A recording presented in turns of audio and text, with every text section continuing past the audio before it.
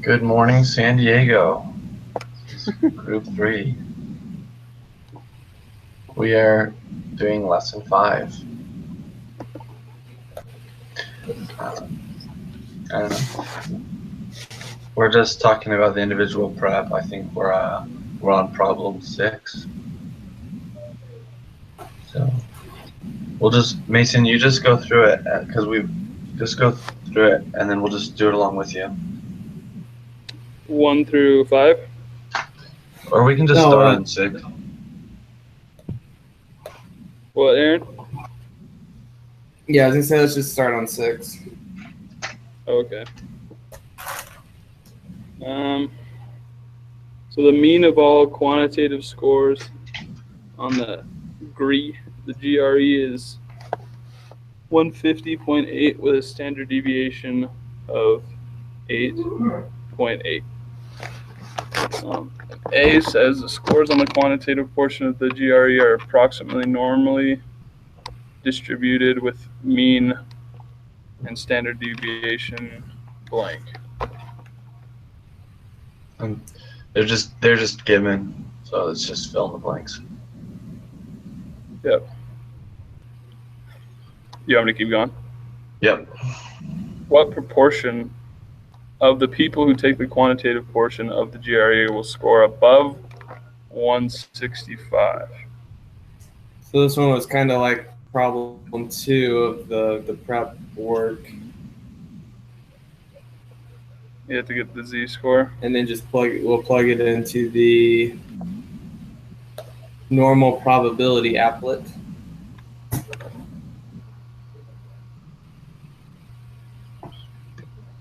Okay. What's the z-score on that one?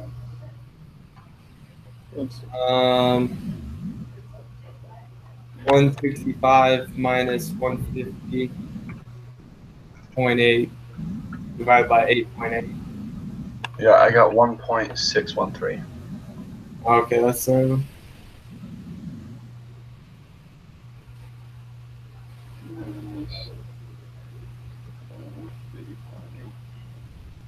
Divide that by.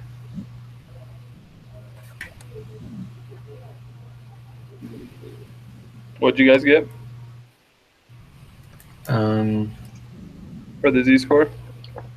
0.053. the z-score. It was like 1.6. Oh. Right. Yeah, I got 1.61 for the z-score. Yeah, that's right. And then plug that into the normal probability applet. Is it asking above? Yeah, will score above 165. Okay. Did anyone plug that in yet? Yeah. Yeah. What'd you get?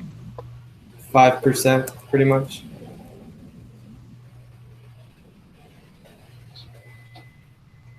Yeah, go check mine and I'll.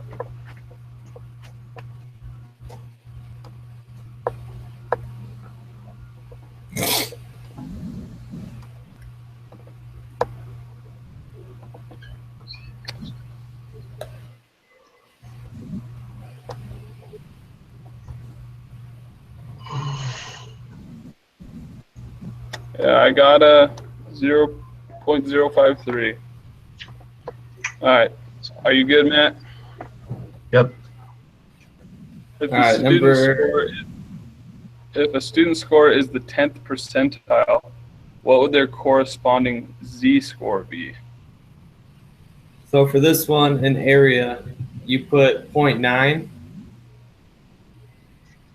and then you'll get the 10th percentile on the far right and far left for your z-scores. 0.9 or 0.09? Just you can actually you can either put 0.9 or 0.1. 0.01. Oh, 0.1, yeah, that's right. Because either is. Well, you're doing the 90%. I get you what you mean. And then you just click. Never mind. You click the spot you want. Now, what'd you guys get? Negative 1.2. Yeah, I got that. If it would have been the 90th percentile, then it would have been the 1.2.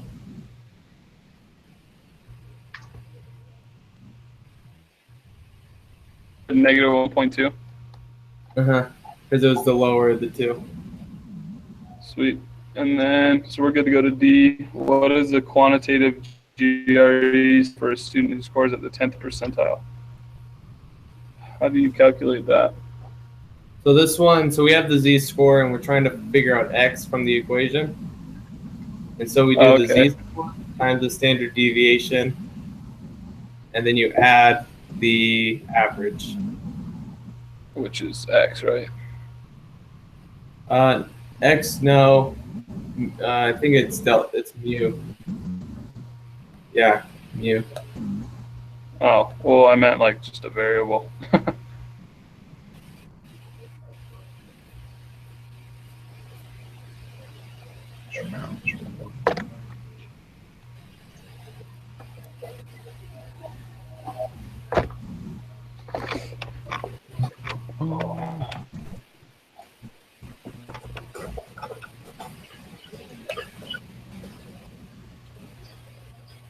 So Aaron, for your 1 sec, sorry. So for D, am I doing this wrong? I'm doing 1.28 multiplied by 8.8. So do negative. Did you do negative 1.2? I didn't. I did positive. That's probably why.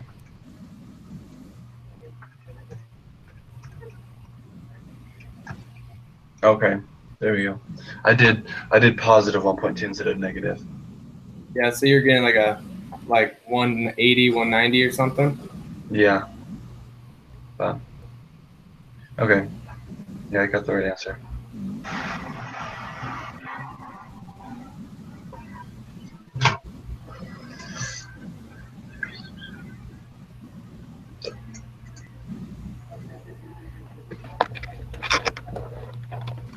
All right.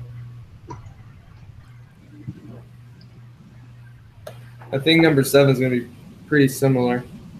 Do you want to read that one, Aaron? Sure. The mean speed of hydrogen at room temperature is 1,800 meters per second with the standard deviation of 600 meters per second. At room temperature, the mean speed of hydrogen particles is approximately normal with the population mean of mu, and that equals 1,800 meters per second. And the standard deviation delta is 600 meters per second. So, what is the probability that a randomly selected particle has a speed over 2,500 ms? We need to find z for this case. I can do that. You guys already have it. No, I'm on this. I stopped at question 7. So I got 1.16 for the Z. Yeah, that's what I got too. That's what I got. I'm gonna put 6, 7. What is it above? What is the probability of the speed over? So I got 12%. 0.12.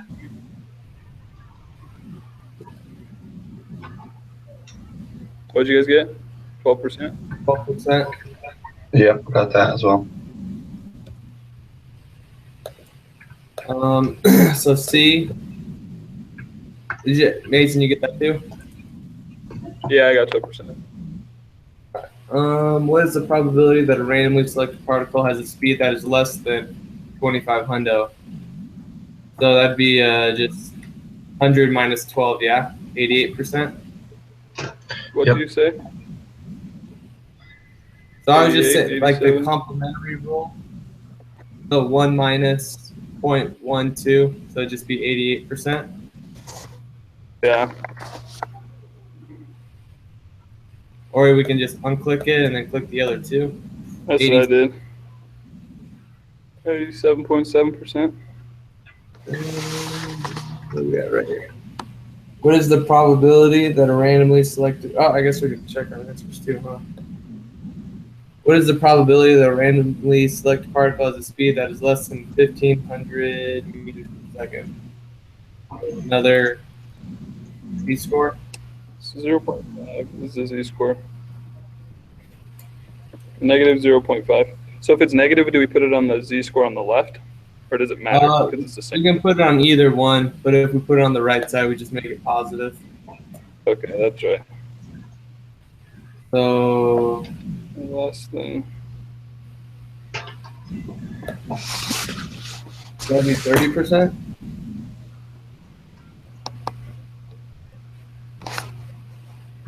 All right. Did Well, you- yeah, what did you get 30%. So hold on, I don't know. Yeah, right. I'm the wrong one. 69%, isn't it? For which one? For D. So you don't do the middle region. I Why don't not? think. Because that's a good question. Oh, because so Wait, what- the answer was negative 0.5, and so the middle region is greater than negative 0.5. Oh, okay. Oh, that's right. Gotcha. So 31%, 30%. What is the probability that a randomly selected particle has a speed that is between 15 hundo and 25 hundo meters per second? So, shoot, we should have kept these scores random. Okay, so the z-score for the first one is 1.61, and the next one is negative 0.5. Can we enter two different z-scores?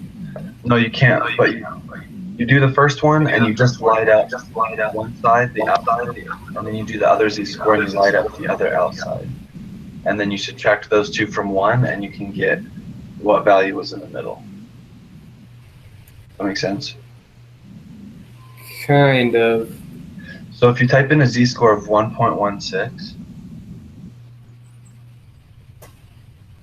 if you do the z-score of 1.16, that's the 2,500, and if you just light We're up doing the one in the middle? what? And we're doing the one in the middle, yeah? No, we're not. You have to calculate what's between the negative 0.5 and the 1.16. So you can't, because you can't do two different z-scores, you have to calculate. So just do 1.16 as the z-score and then light up the far right side. Oh, just the far right side? So the 12% that we already knew? Yeah, 12%. And then change the z-score to 0.5 and just light up the far left side. 30%? 30%. And then if you add those two together, you get like 42 or something. And then you subtract that from one and the answers, because does that make sense? That's going to be the area on the curve between those, the low of 1,500 and the high of 2,500. So is this E? This is E. All right. 30, 42. So we're going to get 58. Pretty close. You got 57.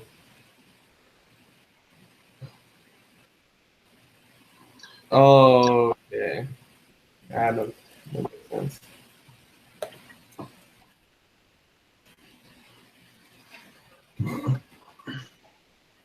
Um, 58%.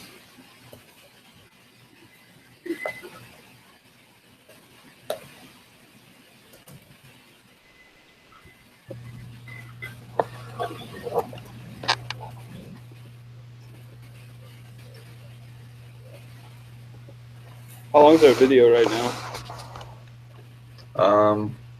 Started at 45. It's like 14 minutes. Cool. I've got class in like 20 minutes. So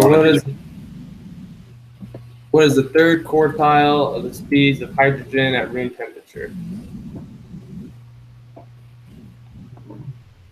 Third quartile is 75% and greater, yeah? Yeah. Yeah. Wait. I think so. So would it be? Sorry. Do you want the z-score? Yeah, so you get the z-score and then you solve backwards for the. So if you For the x. So if you go to the normal probability applet and you light up the left side and the middle side, and then you change the area to 0.75, it will give you the z-score of the third quartile. Is it 2200? Yep. Okay, sweet. You got it? Yeah. Okay. Ooh, my foot's asleep. All right. Do you guys want to do the quiz? And we'll come back. We and got finish question 8. Well, Mason has class in 20 minutes. Okay, let's just do the quiz real quick. All right. You gonna end the chat? Okay. Okay. Did you end it? Not yet.